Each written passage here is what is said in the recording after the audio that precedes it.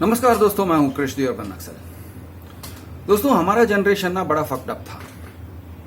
आज का जनरेशन कुछ हिसाब से हमसे बेहतर है, बहुत बेहतर है, बहुत सॉर्टेड है।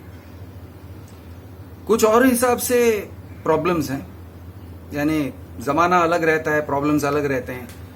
हमारे जमाने में ना हम लोग रोतलू गानों को बहुत पसंद करते थे, एकदम रोतलू। यानी लव अफेयर हुआ नहीं है, लेकिन ये टाइप के रोतलू गाने गाते फिरते थे। दोस्त दोस्त न रहा, प्यार प्यार न रहा, जिंदगी हमें तेरा एतबार न रहा। यार, एक भी अफेयर नहीं हुआ है, प्यार हुआ नहीं है, तू क्या दोस्त दोस्त न रहा, प्यार प्यार न रहा गा रहा है। तो एनीवे, हमारा वो that was a funny thing about our generation. अब आज के जनरेशन के बारे में, और हमारे जनरेशन को भी एप्लीकेबल है, एक बात स्कूलिंग के बारे में है, हमारे एजुकेशन के बारे में, एजुकेशन सिस्टम के बारे में। गाने को मन करता है कि मैं कहूं, बाप बाप न रहा, गुरु गुरु न रहा, और जिंदगी की तो वाट लगी पड़ी है, लाइफ के लौड़े लग गए। Same basic sentiment. बाप बाप न रहा, गुरु गुरु न रहा, टीचर टीचर न रहा। अब आप कहोगे, यार टीचर्स तो बहुत सारे हैं, स्कूल्स में टीचर्स भरे पड़े हैं। एक बच्चा जब से वो नर्सरी में भर्ती होता है स्कूल में, और फिर कॉलेज से निकलता है, तब तक मैं कहता हूं कम से कम उसके 25-30 तो टीचर्स रहे होंगे, या उससे भी ज्यादा, 50 टीचर्स रहे होंगे। कोचिंग क्लासेस और ट्यूटोरियल के भी टीचर्स आ जाते हैं, वो भी तो टीचर्स हैं। तो ऐसे कैसे कह सकते हैं टीचर टीचर ना रहा? हाँ, टीचर्स हैं, बहुत सारे टीचर्स हैं, लेकिन उसमें प्रॉब्लम भी है। और बाप बाप न रहा, बाप भी तो है, पिता है, कोई अनाथ नहीं है, यानी ज्यादातर लोग तो नहीं है। तो फिर ऐसे किस हिसाब से मैं कह रहा हूं बाप बाप न रहा, गुरु गुरु न रहा, टीचर टीचर न रहा? तो चलो बात करते हैं। दोस्तों, बाप का एक दर्जा होता है समाज में, बाप का एक दर्जा होता है, और उस दर्जे को रिकॉग्नाइज किया गया है। जैसे कि वो डायलॉग है, रिश्ते में हम तुम्हारे बाप लगते हैं, नाम है शहंशाह।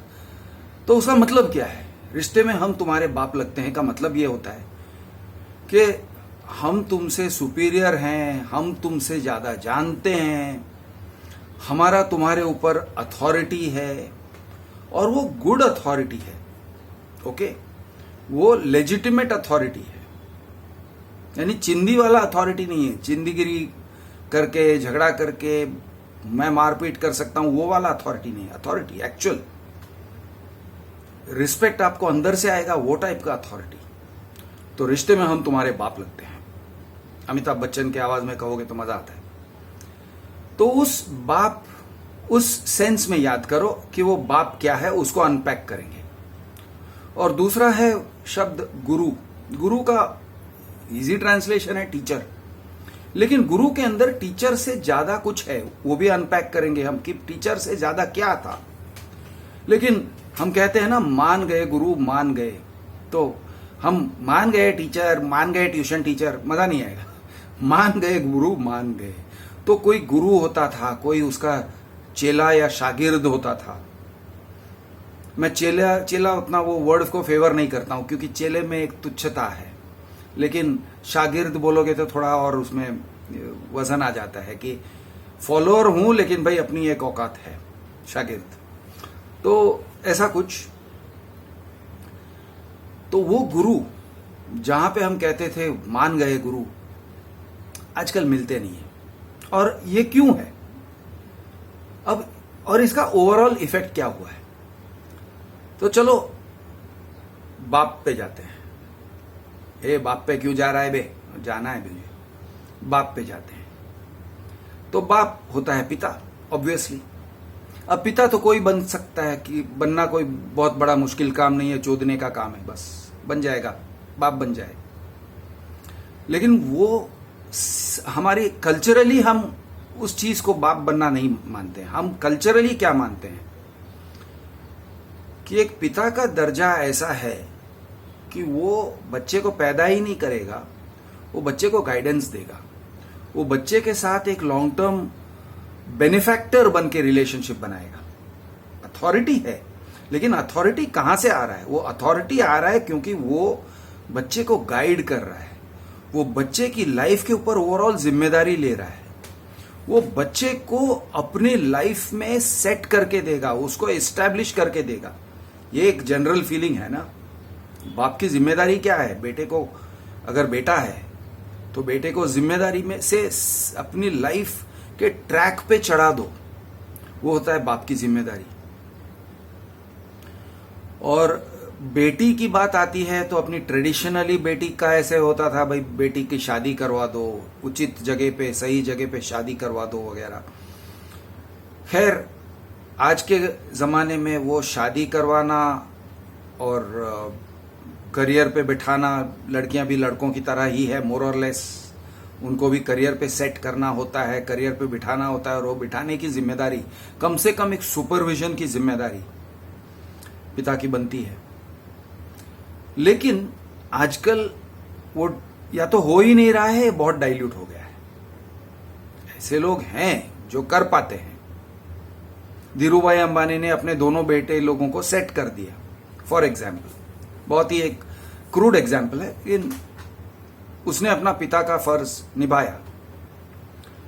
तो उस तरह से बच्चे लोगों को अपने पैरों पे खड़ा करना बच्चों का फर्ज होता है, ड्यूटी होता है कि वो अपने पैरों पे खड़े हो जाए, ठीक है। पिता का ड्यूटी होता है कि वो बच्चे को अपने पैरों पे खड़ा करे। इट इज इक्वल, वो भी एक है। और अगर बेटा खड़ा नहीं हो पाया तो थोड़ा बहुत तो उसका फेलियर पिता के पास जाएगा ही, कि उसने या तो मेहनत नहीं किया, या उसमें वो बात नहीं थी कि उसको, उसके अंदर जो इन्फ्लुएंस रहना चाहिए था, जो प्रभाव होना चाहिए था समाज पे, वो नहीं था, इसीलिए बेटा अपने पैरों पे खड़ा नहीं हो पाया। तो कुछ तो फॉल्ट पड़ता है पिता के ऊपर। बहुत इजी होता है पिता को कहना कि हाँ तू यार निकम्मा है, तू कहीं नौकरी पे नहीं लगा वगैरह, बहुत इजी है क्रिटिसाइज कर देना। लेकिन थोड़ा सा ध्यान से सोचो, वो कहते हैं ना कि एक उंगली आगे पॉइंट कर रहा है तो 3 उंगली अपने तरफ पॉइंट कर रहा है। तो फैमिली एल्डर्स जब ऐसे कहते हैं तू निकम्मा है, तू काम पे नहीं लगा है, तो आपके 3 उंगली अपने तरफ पॉइंट हो रहे हैं कि तुमने भी तो नहीं लगाया उसे, तुमने भी तो उसको सेट नहीं किया। लेकिन अब इसके रीजंस हैं, और ये रीजंस क्या हैं, तो चलो पहले हम गुरु की बात करते हैं और फिर वापस आएंगे इस जगह पे। आज का जो स्कूलिंग सिस्टम है उसने गुरु के स्थान को अबॉलिश कर दिया है। गुरु का जो एक पद था, एक जगह थी अपने बच्चे की जिंदगी में, उसको निकाल दिया है। अब गुरु को डिफाइन करते हैं, इंडियन कल्चर के हिसाब से डिफाइन करेंगे गुरु क्या था। मुस्लिम शायद गुरु नहीं कहेंगे, उस्ताद कहेंगे। तो उस्ताद क्या था? पहले पिता क्या था और पिता का रोल क्या था ट्रेडिशनली? तो पिता अपने हाथों के नीचे अपने बच्चों को बड़ा करता था, पालता था। पिता information and knowledge and skills का एक सोर्स था। इंफॉर्मेशन दुनिया के बारे में, जेन्युइन लेजिटिमेट इंफॉर्मेशन, सही चीज, सही बात, सही समय पर। 8 साल के बच्चे को सेक्स के बारे में नहीं बताया, लेकिन 12 साल 13 साल के बच्चे को जितना चाहिए यथा उचित सेक्स के बारे में बताया, रिलेशनशिप्स के बारे में बताया, लाइफ के बारे में बताया, जानकारी दी, किस तरह से काम होता है, किस तरह से अर्थव्यवस्था चलती है, किस तरह से पैसों का लेन देन होता है। बच्चों को पैसा देके सिखाया कि जा मार्केट से कुछ लेके आ। चीट हो गया तो उसको गाइड किया कि बेटा ऐसे चीटिंग होता है, अब चीटिंग न होने के लिए तू ये कर, तो ना भावताल कर, तू पूछ किस तरह से, इसका कीमत क्या है, हिसाब किताब कर, वगैरह वगैरह वगैरह। रोल मॉडल भी होना, इंस्ट्रक्शन भी देना, यह था पिता का काम। और जो लोग आज भी अगर जो लोग कर रहे हैं, उनको मेरा सलाम, उनको नतमस्तक होके मैं नमस्कार करता हूं, साष्टांग दंडवत नमस्कार। क्योंकि कुछ लोग हैं अभी भी जो करते हैं, बच्चों को स्कूल भेजते हैं लेकिन अपने बच्चों से हाथ धो नहीं बैठते हैं। बच्चों की एजुकेशन, उनकी परवरिश पे पूरा निगरानी रखते हैं, कंट्रोल रखते हैं, बच्चे का परवरिश को मॉनिटर करते हैं, बच्चों को कोच करते हैं, उनकी फिजिकल डेवलपमेंट, उनका मेंटल डेवलपमेंट, उनका साइकोलॉजिकल, उनका सेक्सुअल, हर चीज, हर डेवलपमेंट को वो लोग मॉनिटर करते हैं। ऐसे मैंने बहुत लोगों को देखा है और उन लोगों के लिए complete respect, total respect, mad respect. मैं ऐसे लोगों को देखता हूं। मैड रेस्पेक्ट बहुत जरूरी है और इस जमाने में वो मुश्किल होते जा रहा है। अब मुश्किल क्यों हुआ है? मुश्किल इसलिए हुआ है, एक तो यह है स्कूलिंग सिस्टम, और स्कूलिंग सिस्टम का एक प्रिंसिपल ऐसा है कि भाई देखो, आपने आपके बच्चे को हमें दे दिया है फॉर एजुकेशन, अब हमारा काम है, हम एजुकेट करेंगे। तो पेरेंटिंग का जो एक फंक्शन होता है पिता होने का, माँ का जो दर्जा है वो अलग है थोड़ा। मैं थोड़ा सा सेक्सिस्ट हूं यहां पे, और आपको लगेगा यार ये माँ भी तो सिखा सकती है और माँ का भी रोल है। मैं थोड़ा सा सेक्सिस्ट हूं, मान के चलता हूं, और मैं ऐसा ही हूं और ये मेरी मान्यता है और मैं अपने मान्यता से बात कर रहा हूं। बाकी माएँ भी हैं जो अच्छा काम करती हैं, not taking away from their role. और थोड़ा सा ये ऐसे सोच लो कि मैं जो कह रहा हूं थोड़ा सा अर्ध सत्य कह रहा हूं, या थोड़ा सा आपको बायस लगेगा उस तरह से कह रहा हूं, लेकिन सुन भी लो। तो ऐसा है कि हमारा जो पेरेंटिंग रोल है, फादर का जो रोल है, वो एक गाइडेंस भरा ज्यादा रोल है। मदर का थोड़ा नर्चरिंग साइड का ज्यादा रोल है, उनका इमोशनल नर्चरिंग पे जाता है ज्यादा। फादर का नॉलेज, इंफॉर्मेशन, स्किल, प्रोटेक्शन, बच्चों की सुरक्षा, ये उसके ऊपर पिता का रोल ज्यादा होता है। इस रोल में हम लोग चूक जाते हैं, पिता चूक जाते हैं, और वो इसलिए चूकते हैं। चूकने के कई कारण हैं। एक तो हमको मिक्स सिग्नल्स मिल रहा है, समाज से हमको मिक्स सिग्नल्स मिल रहा है। सिग्नल कुछ ऐसे मिल रहा है, बच्चे को पढ़ाओ ना यार, और उसके बाद हाँ बच्चा स्कूल में पढ़ेगा, जो भी सिखाने का स्कूल में सिखाएंगे।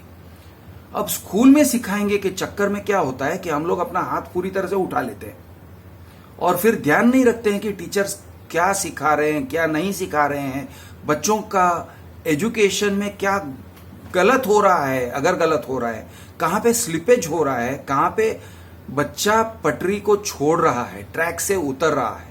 मैं ये नहीं कह रहा हूं, मैं हरगिज नहीं कह रहा हूं कि बच्चे को मॉनिटर करो, बेटा तेरा कितने मार्क्स आए, लास्ट टाइम 75 आए थे, इस बार 72 क्यों आए, मच करो, कच करो। ये नहीं, ये पेरेंटिंग की बात नहीं है, ये पेरेंटिंग भी नहीं है, ये मच और कच की बात है। मैं कह रहा हूं उनका कैरेक्टर डेवलपमेंट कैसे हो रहा है, उस पर निगरानी रखो। अब ये काम हम लोग पिता छोड़ गए हैं, बहुत लोगों ने छोड़ दिया है। मेरा कॉर्पोरेट जॉब है, मैं बहुत बिजी रहता हूं एटसेट्रा। मैंने भी छोड़ा था एक पॉइंट पे, जब मेरा बिजनेस चल रहा था, इतना टेंशन में मैं रहता था कि मैंने भी मेरा पेरेंटिंग का रोल छोड़ दिया था, और फिर मैंने पकड़ा उस चीज को और मैंने बिजनेस को छोड़ा लेकिन पेरेंटिंग को पकड़ा। उसका एक किस्सा है, मैंने सुनाया भी है, दोबारा भी सुना दूंगा। लेकिन दूसरा एस्पेक्ट ये है कि पिता का जो रोल है वो हम कभी कभी छोड़ते थे क्योंकि हमें एक गुरु के ऊपर भरोसा होता था। मोस्ट ऑफ द टाइम पिता एक गुरु को सुपुर्द करते थे अपने बेटे को, जिम्मेदारी के साथ, अंधाधुंध तरीके से नहीं। ऐसे नहीं चल उसके पास जा, कर ले जो करना है, और वो तुम्हारे बेटे की गांड मार देगा, and sometimes in a very literal sense, यानी फिजिकली भी गांड मार देगा। वो टाइप से नहीं, हम लोग बच्चों को संभाल के उनके पास भेजते थे, निगरानी रखते थे, लेकिन वो एक लॉन्ग टर्म रिलेशनशिप। ये अंकल के साथ तुम उनके दुकान पे जाओ, उनके साथ बैठो, उनसे बिजनेस सीखो। अंकल से पैसे मत मांगो, अंकल डांट देंगे सुन लो। अंकल तुमको जानकारी दे रहे हैं, कान खोल के सुनो। तो एक एंडोर्समेंट था और एक लॉन्ग टर्म रिलेशनशिप। अब ये किस जमाने में, किस राम राज्य में हुआ है, ये सवाल मुझसे मत पूछो। ऐसे हुआ करता था, ऐसे नहीं भी हुआ करता था, ऐसे नहीं भी हुआ करता। कुछ लोगों की लाइफ में ऐसे नहीं हुआ करता था। तो ये कोई ऐसा ट्रेडिशनल नहीं था कि हर एक को द्रोणाचार्य मिलता था, किसी बच्चे को नहीं मिलता था। लेकिन जिस बच्चे को गुरु नहीं मिलता था उसके पास एक फादर फिगर था, और जिस बच्चे के पास फादर फिगर भी था और गुरु फिगर भी था, गुरु जो उसको ज्ञान देता था और जो उसको जितना नॉलेज, जब नॉलेज चाहिए, जिस तरह का नॉलेज चाहिए उस तरह से देता था, वो बच्चे का जो परवरिश था बहुत अच्छी तरह से, उसका overall psychological development, character development, सब कुछ बहुत अच्छी तरह से हो सकता था। अब ऑफ कोर्स बच्चे की अपनी जिम्मेदारी थी और ऑफ कोर्स बच्चे का अपना खुद का पर्सनालिटी था। एग्जाम्पल के तौर से द्रोणाचार्य ने अर्जुन और युधिष्ठिर और भीम और इन लोगों को भी सिखाया, यानी पांडवों को भी सिखाया। वो पांडवों में से 3 पांडव बहुत अच्छे और ये क्या बोलते हैं एक्सेलेंट निकले, अर्जुन, भीम और युधिष्ठिर अपनी अपनी तरीके से। Nakul Sahdev not so much, ठीक है, ऑल्सो रैन कंसोलेशन प्राइज।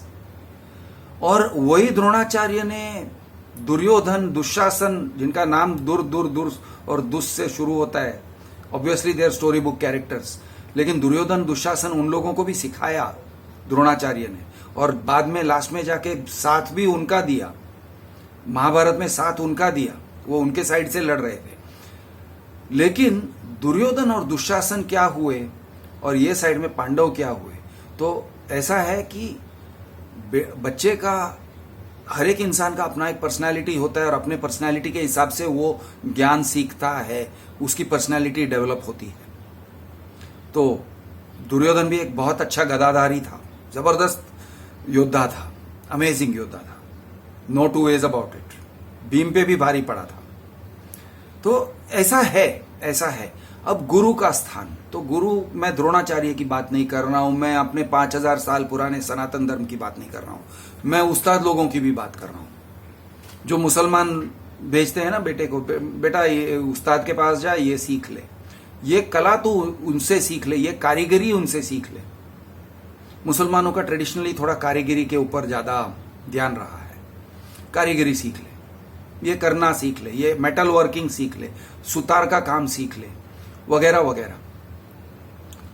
उस्ताद के पास जब तुम किसी को भेजते हो या गुरु के पास, वो गुरु तुम्हें अगेन स्किल तो देता ही है, स्किल इंपार्ट करता है, स्किल, कार्य कुशलता, दुनिया में काम करने के लिए एक चीज, जिंदा रहने के लिए एक जरिया, वो आपको सिखा देता है। या तो धंधा सिखाएगा या आर्टिसनरी सिखाएगा, कारीगरी सिखाएगा, साथ में बहुत कुछ और सिखाएगा, लाइफ के बारे में सिखाएगा, दुनिया के बारे में, पैसों के लेन देन के बारे में, कस्टमर से कैसे डील करना है, कैसे बोलना है, किस तरह से झगड़ा बंद होता है तो अवॉइड करो, किस तरह से जहां पे लड़ना पड़ता है तो लड़ लेना पड़ता है, कहां पे गर्म होना, कहां पे ठंडा होना, सब कुछ सिखाता था। अब वो कब सिखाता था?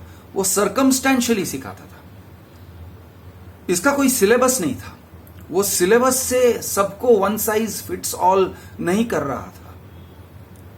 वो स्पून फीड करता था और वो स्पून फीडिंग भी नहीं कर रहा था, वो बस सर्कमस्टेंसेस में वो खड़ा था और उसके साथ आपके बच्चे के गुरु के साथ आपके बच्चे उस सर्कमस्टेंस में खड़े थे। तो या तो आपके साथ खड़े थे, पिता के साथ खड़े थे, या गुरु के साथ उसके दुकान पर खड़े थे, उसके धंधे में खड़े थे, और उन्होंने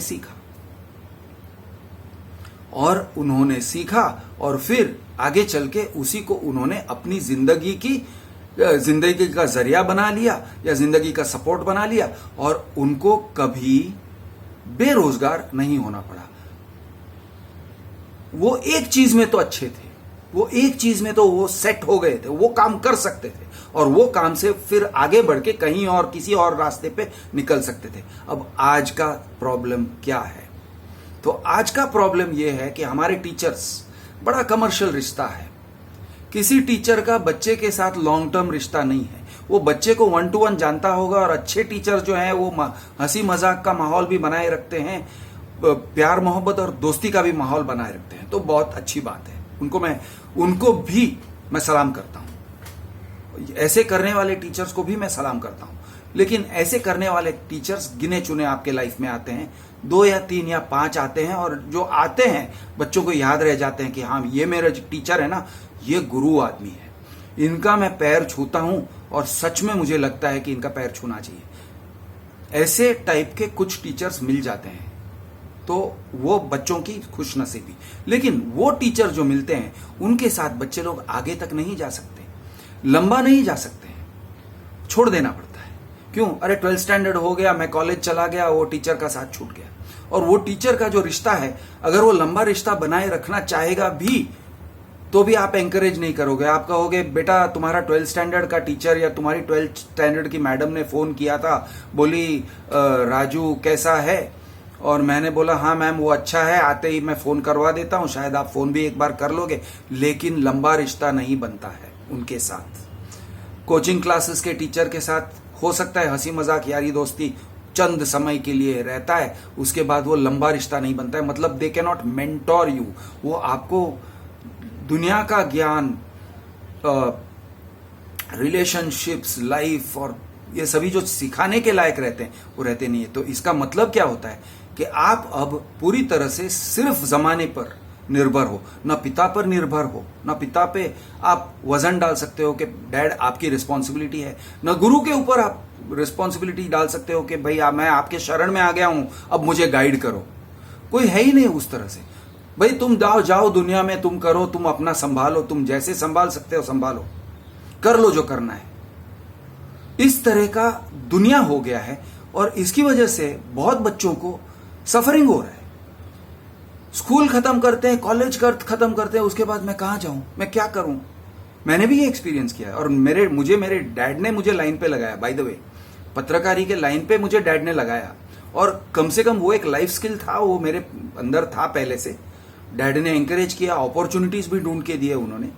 मेरे डैड को उन्होंने बहुत कुछ किया है मेरे लिए।